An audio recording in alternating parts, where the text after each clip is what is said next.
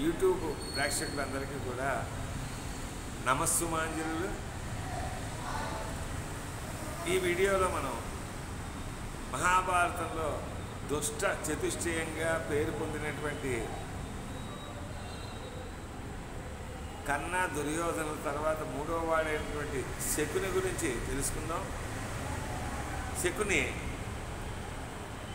దుర్యోధనుడి తల్లిగారైనటువంటి ధృతరాష్ట్రుడి భార్య అయినటువంటి గాంధారి తమ్ముడు. గాంధార రాజ్యానికి వాళ్ళు అధిపతులు.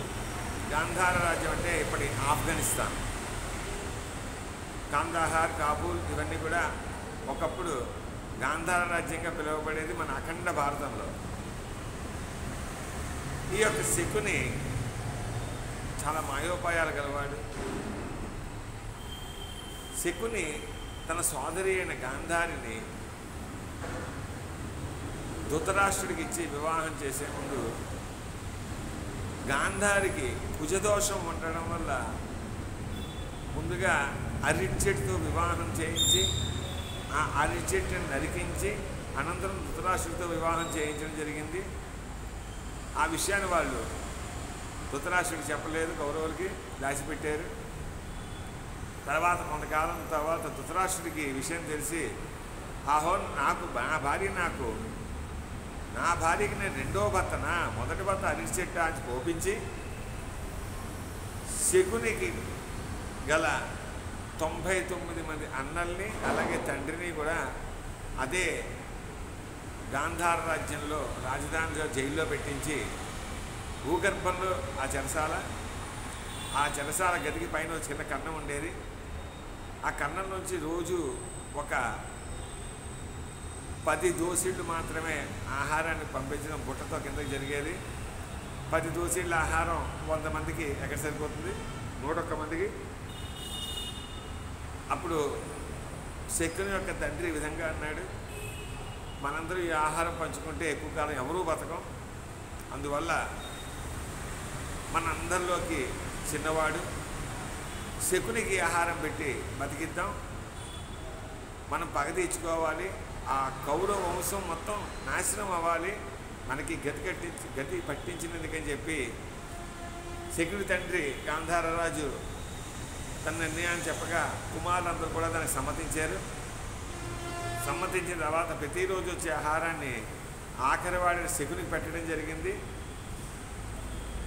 తండ్రి 99 మంది మరణాన్ని కళ్ళారా చూసిన శకుని ఒక ప్రతిజ్ఞ చేశాడు, నా జీవితంలో ఈ కౌరవులందరూ కూడా నాశనం అయ్యేటట్టుగా చేయాలని చెప్పి ఆ బ్రహ్మదేవుడిని ప్రార్థించగా సోదరుల యొక్క అస్థికల్లోంచి పాచికలను తయారు చేసుకున్నాడు తనే సొంతంగా.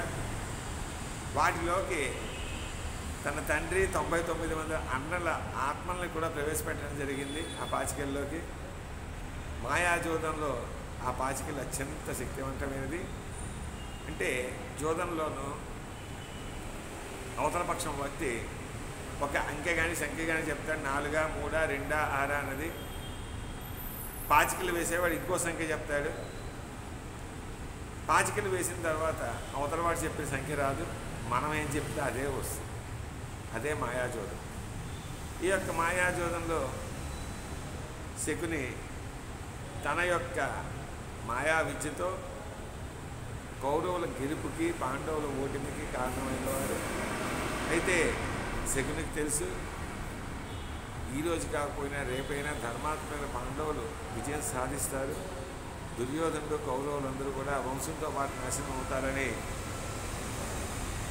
ఆలోచించి పాండవుల్ని అరణ్యవాసానికి పంపగా ఈ యొక్క అరణ్యవాస సమయంలో పాండవులు అనేక కష్టాలు పడి యుద్ధంలో కౌరవుల్ని విజయం సాధిస్తుంటే శకుని కూడా కౌరవుల పక్షాన యుద్ధంలో పాల్గొన్నాడు.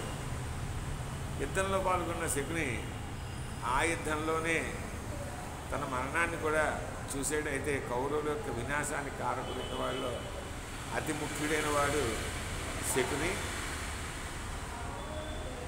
శకుని అనేవాడే లేకపోతే మహాభారతం అనేదే లేదు.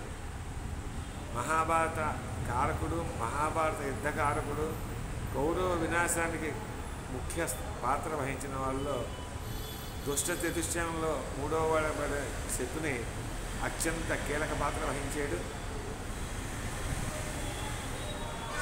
నెక్స్ట్ వీడియోలో మనం 4వ వాడిన దుశ్శాసనుడి గురించి చెప్పుకుందాం. ఈ యొక్క వీడియోలు మీకు నచ్చినట్టుగా అయితే లైక్ చేయండి. ఈ వీడియోని ఇంకా ఎక్కువ మందికి రీచ్ అవ్వాలంటే, ఎక్కువ మంది చూడాలనుకుంటే కామెంట్ చేయండి. ఛానల్ బూస్టింగ్కి సబ్స్క్రైబ్ చేయండి. మీ అభిప్రాయాన్ని కామెంట్లో పెట్టండి. ఇట్లు మీ వాడపల్లి సత్యనారాయణ. జై హింద్.